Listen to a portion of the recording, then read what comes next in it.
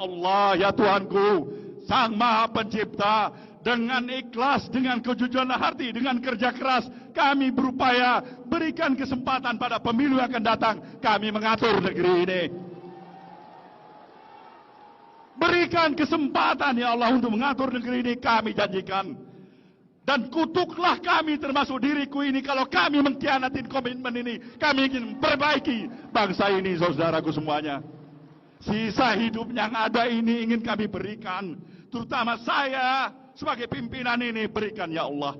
Sebelum mencabut nyawaku, aku ingin lihat Indonesia yang lebih baik daripada hari ini. Aku ingin lihat Indonesia yang lebih baik.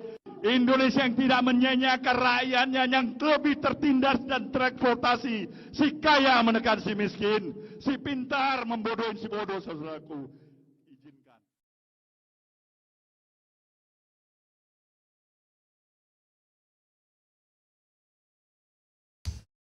Assalamualaikum warahmatullahi wabarakatuh. Sobat RH sekalian, jumpa lagi kita di channel yang keren ini. Keren cadas ya. Sobat sekalian, saya bergetar tadi ya mendengar sumpah dari Surya Paloh. Mudah-mudahan apa yang disampaikannya itu benar adanya, bahwa dia ingin mengatur negeri ini dengan amanah. Dan kalau kemudian dia mengkhianati, maka kutuklah kami, termasuk diriku ini. Kita doakan mudah-mudahan Surya Paloh husnul khotimah. Ya. Karena saya dengar ada juga pejabat yang sudah sangat senior, yang tangannya berlumuran darah, konon begitu. Tapi tiba-tiba mendapatkan mimpi, kemudian dia menjadi tobat. Dalam tanda kutip ya. Ada yang tobat secara vertikal dan ada yang namanya tobat sosial ya. Artinya tobat sosial itu ya mungkin tidak lagi mau menjadi bagian oligarki, tidak menggaruk uang negara. Tobat secara vertikal ya mungkin mulai mengadakan atau mengerjakan ibadah-ibadah yang sifatnya vertikal, ritual. Sobat era sekalian, menarik sekali, luar biasa ya. Bagaimana seorang Surya Paloh bersumpah ya, mudah-mudahan ada beritanya ya di share ke saya juga. Menarik ya apa yang disampaikan Surya Paloh. Begini, sobat era sekalian, saya ingin bicara lah sama Surya Paloh. Saya selalu suka dengan orang yang punya komitmen yang tidak hanya horizontal tapi juga vertikal dalam hidupnya.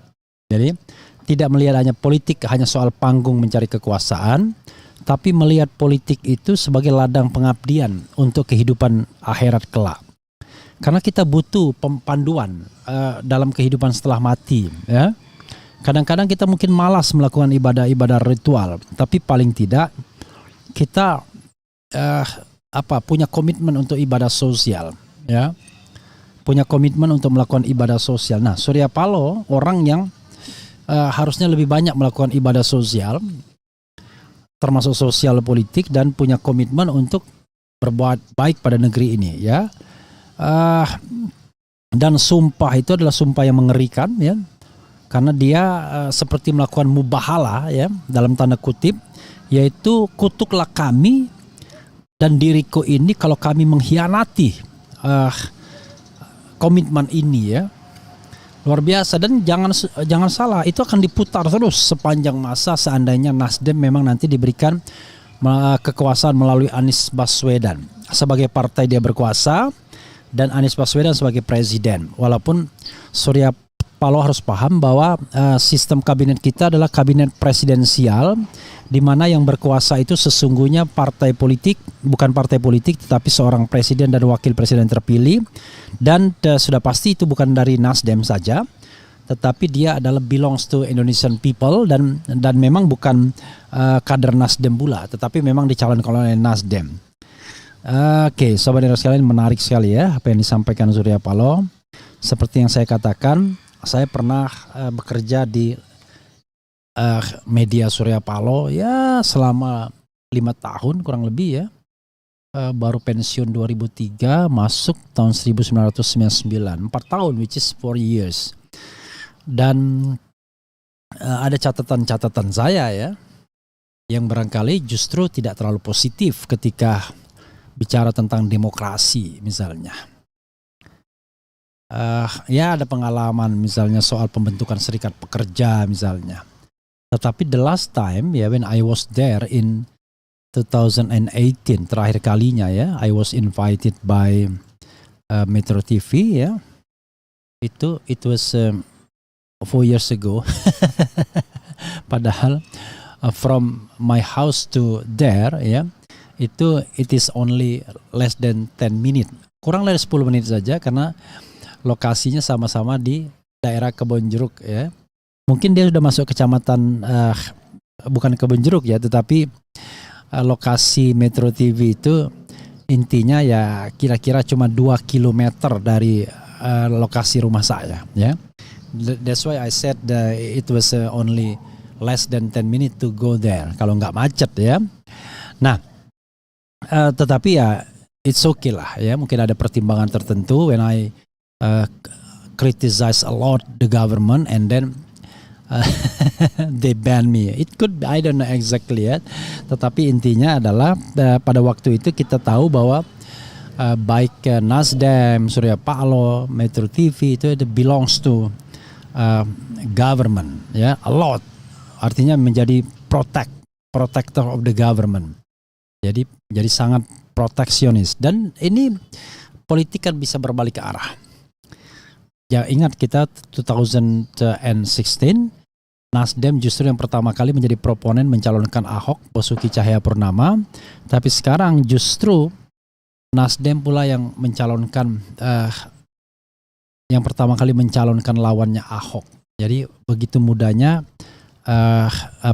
Allah Subhanahu wa taala membolak-balik hati manusia, kira-kira begitu ya. Jadi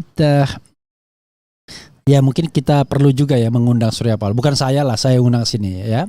He is a big figure and then I will go there kalau dia mau saya wawancarai. Jadi saya datang ke sana bertemu Surya Paloh ya.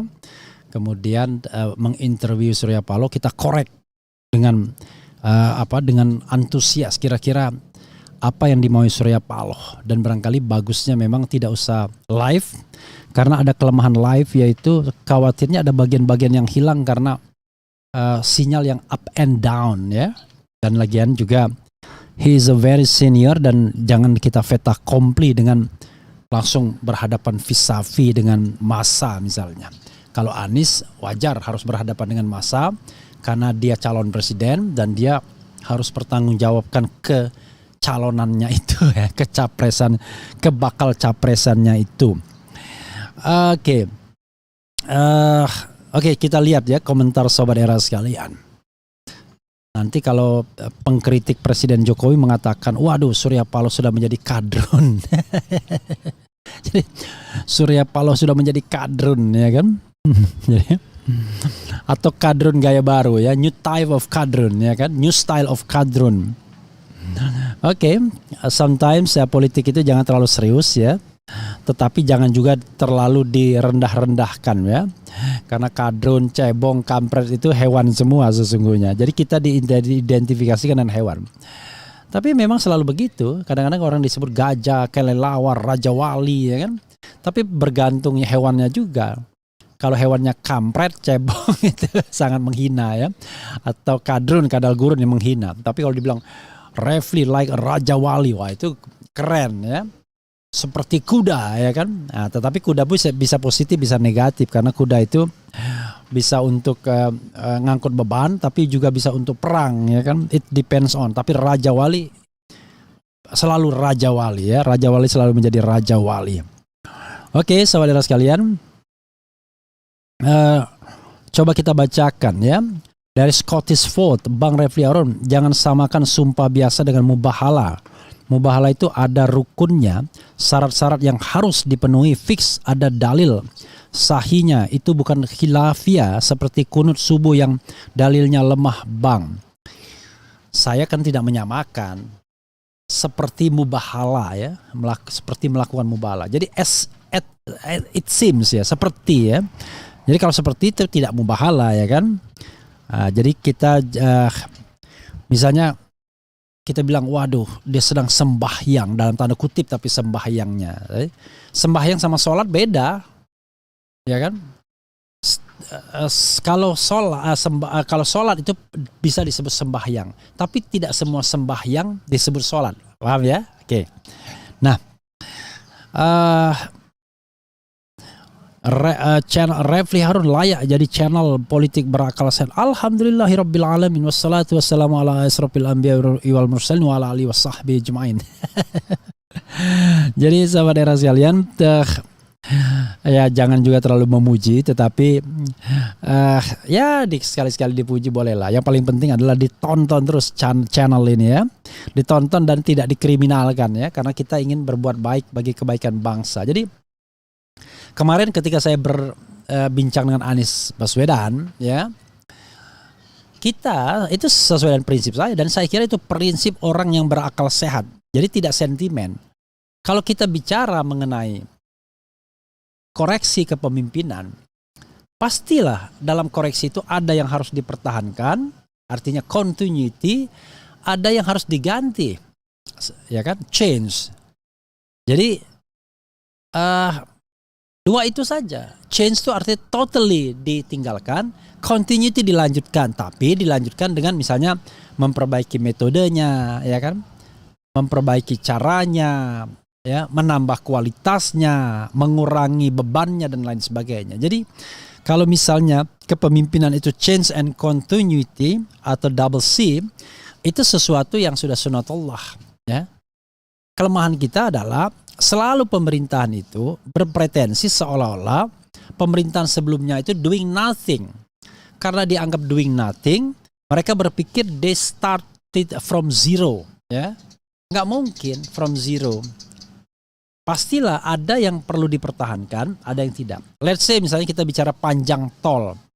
Kalau misalnya panjang tol yang dikerjakan SBY itu 500 kilo dan Jokowi 1000 kilo, it doesn't mean that Jokowi lebih baik dari SBY, bukan begitu. Kita mengatakan Jokowi melanjutkan apa yang dikerjakan SBY dengan lebih baik.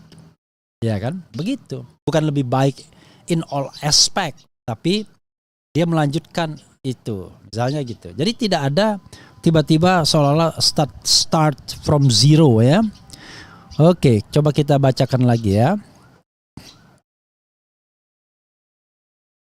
Tidak ada orang yang tidak bangga dengan identitasnya. Hanya orang bodoh dan orang gila yang tidak bangga dengan identitasnya. Contohlah Qatar, Rusia, dan lain-lain. Mereka bangga. Mereka bangsa besar yang terhormat dan tidak jadi mainan oligarki. Ya, karena yang memerintah adalah oligarki kerajaan. Iya, saya kira kenapa kita jadi Islamofobia ya, ya.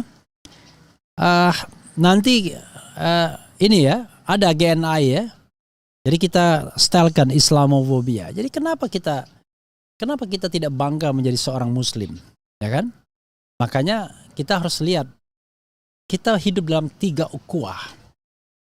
Ukhuwah Islamiyah ya, atau dari yang besar dulu. Ukhuwah atau yang dari yang lebih kecil dulu, ya kan? Yang relatif lah, yang paling gede dulu. Ukhuwah Insaniyah, ya kan? Persaudaraan antar sesama manusia, makhluk Allah, makhluk Tuhan, ya kan? Allah Subhanahu wa taala, whatever the name bagi agama lain.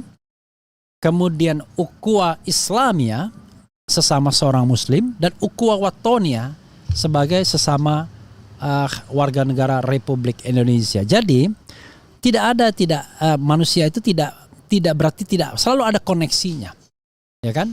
Nah, tapi bisa koneksinya tiga-tiganya. Dia seorang Muslim, tentu seorang manusia. Jadi kalau ukhuwah Insaniyah itu, ya itu pasti semuanya berlaku. Dengan orang asing yang bukan warga negara Indonesia dan Muslim berarti ukhuwah Insaniyah saja. Tapi dengan orang asing yang beragama Islam berarti ukhuwah Insaniyah dan ukhuwah Islamiyah.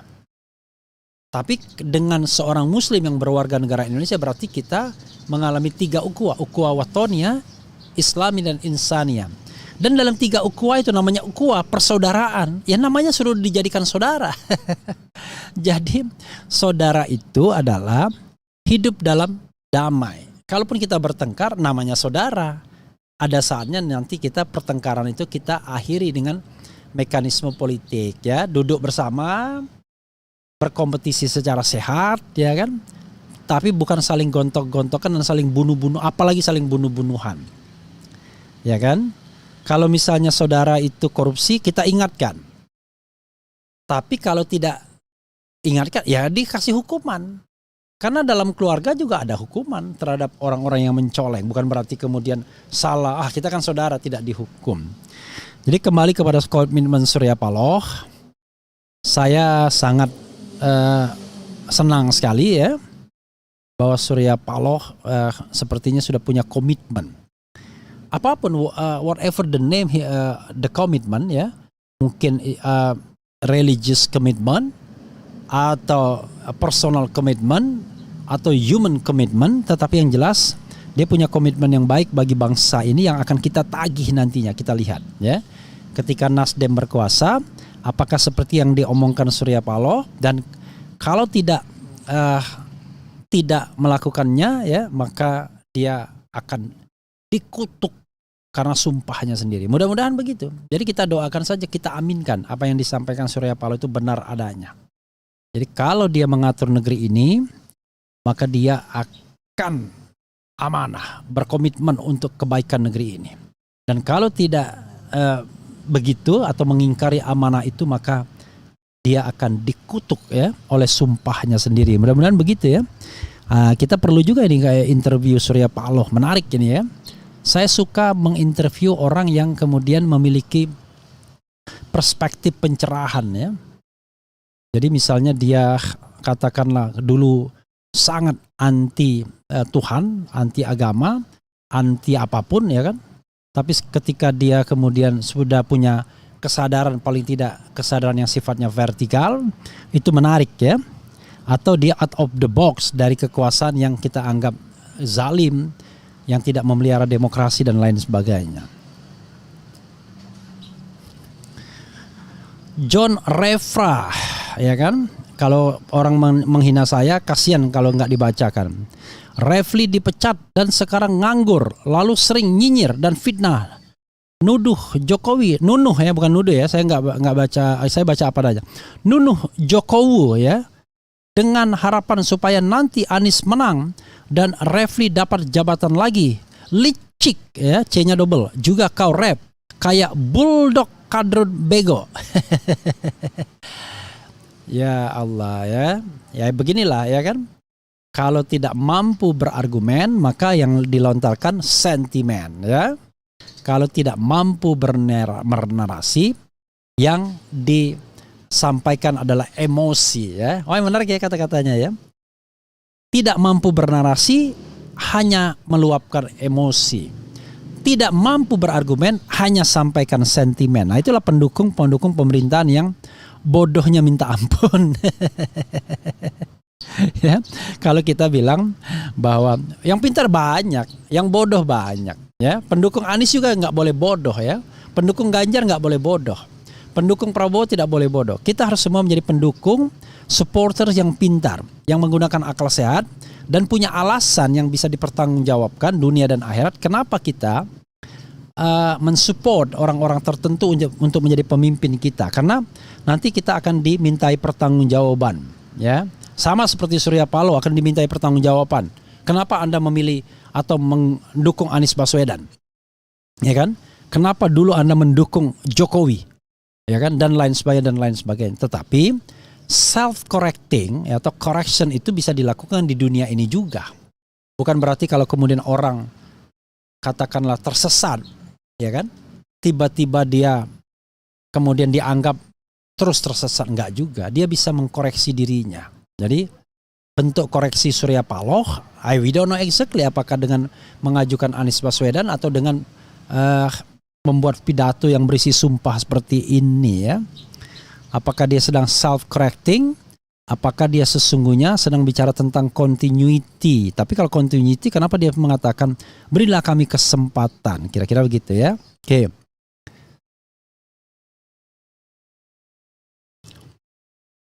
Scottish Fold, Bang Refli Harun, topinya yang dipakai itu dibeli di mana? RH jual juga? Enggak. Ini udeng ya. Ini udeng dari Jawa Barat, pemberian dari Letnan Jenderal TNI Purnawirawan Yayat Sudrajat, mantan sekretaris Menko Polhukam pada era nggak tahu era mana ya, era Jokowi ataukah era SBY ya. Jadi dan saya tidak jual ya. Kemudian apa lagi ya? Oke. Kasihan bangsaku di rezim ini banyak yang jadi fanatisme buta. Ayo Bang Repli berikan penjelasan terus biar mereka paham bagaimana sebaiknya bernegara. Saya ingat kata-kata seseorang ya. Apa ya? Intinya adalah kalau kita memberikan kebenaran, menyampaikan kebenaran kepada orang yang sudah buta mata hatinya, yang gak ada gunanya. Kira-kira begitu. Kita hanya bisa memberikan kebenaran kepada orang yang mau membuka diri, ya kan? Mau berpikir. Makanya selalu dikatakan kan, bagi kamu yang berpikir, bagi kaum yang berpikir kan. Tetapi kalau dia sudah tertutup mata hatinya, ya apapun yang diomongkan gak akan ada gunanya. Kira-kira begitu ya sahabat daerah sekalian. Dan biasanya caranya sangat materialistik, yaitu jabatan, uang dan lain sebagainya. Seolah-olah hidup ini hanya uang dan jabatan ya. Jadi saya tidak dipecat sebagai staf khusus Mensesnek, tapi mengundurkan diri ya. Kalau sebagai komut ya wajar lah, kan selalu ada periodenya. Memang mau seumur hidup kita jadi komut ya.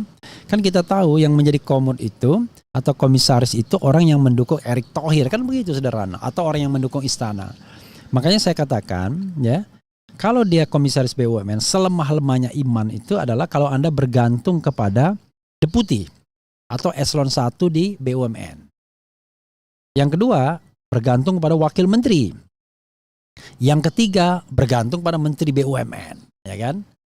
Nah, atau sampingannya, misalnya menteri keuangan, menteri PUPR, nah itu tetap bisa karena ada bidang-bidang yang terkait dengan keuangan dan PUPR. Lalu bergantung kepada presiden sekarang, wakil presiden dilompati. Jadi if you are bergantung kepada presiden, ya Anda akan in that position, walaupun Anda mungkin dianggap sosok bermasalah atau kontroversial. Dan perusahaan yang Anda awasi rugi besar ya, tapi tetap ada aja Anda was there karena Anda di-endorse oleh kekuasaan. Oke sahabat daerah sekalian, itu saja ya, kita nantikan ya, apakah Surya Paloh seorang yang amanah ya atau orang yang bullshit. Kira-kira begitu ya. Kita frankly speaking, saya senang untuk frankly speaking dengan orang yang sudah mau membuka dirinya ya kan. Karena dia mau membuka dirinya, dia nggak marah ya. Saya bilang bullshit, nggak akan marah dia. Karena dia sadar betul bahwa dia sedang bersumpah untuk dikutuk seandainya dia tidak amanah ketika amanah itu diberikan kepadanya. Itu saja sahabat daerah sekalian. Wassalamualaikum warahmatullahi wabarakatuh. Ciao.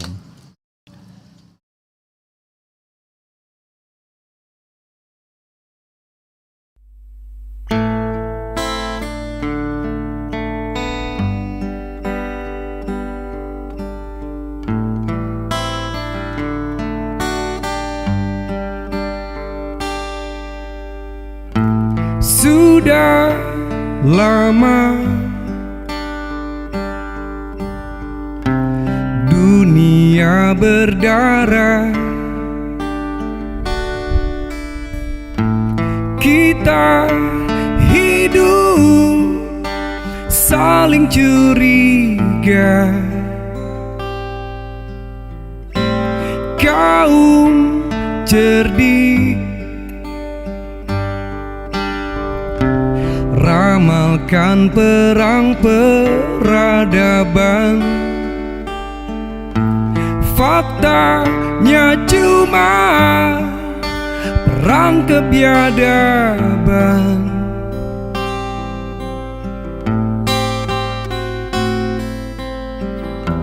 Yang kuat menindas yang lemah,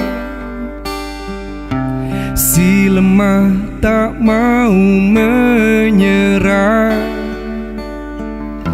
Keyakinan juga dipersoalkan. Semua itu dapat menyulut perang.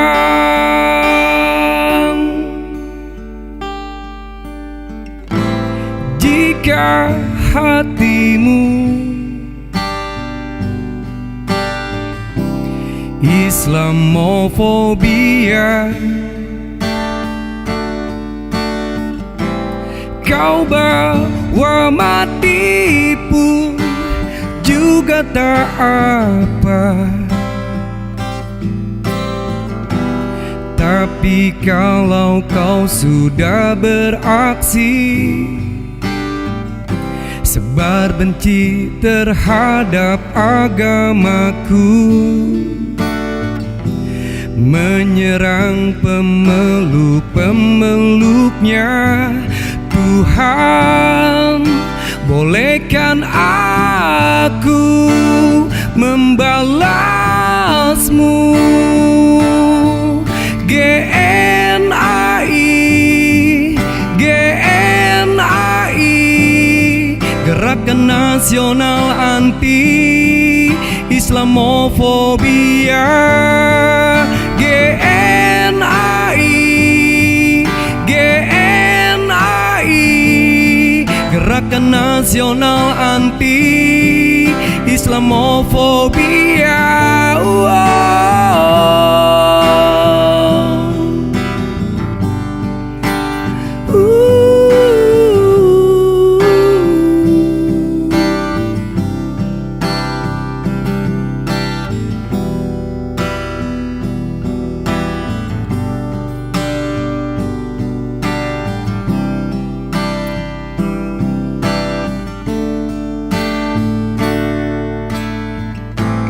Jika hatimu Islamofobia, kau bawa mati pun juga tak apa. Tapi kalau kau sudah beraksi sebar benci terhadap agamaku, menyerang pemeluk-pemeluknya, Tuhan, bolehkan aku membalasmu. GNAI, GNAI, Gerakan Nasional Anti Islamofobia. GNAI, GNAI, membela Islam harap ridho ilahi.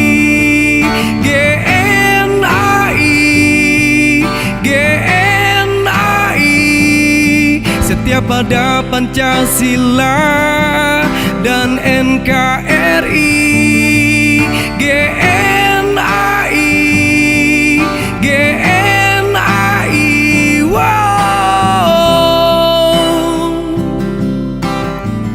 Semoga Allah merestui.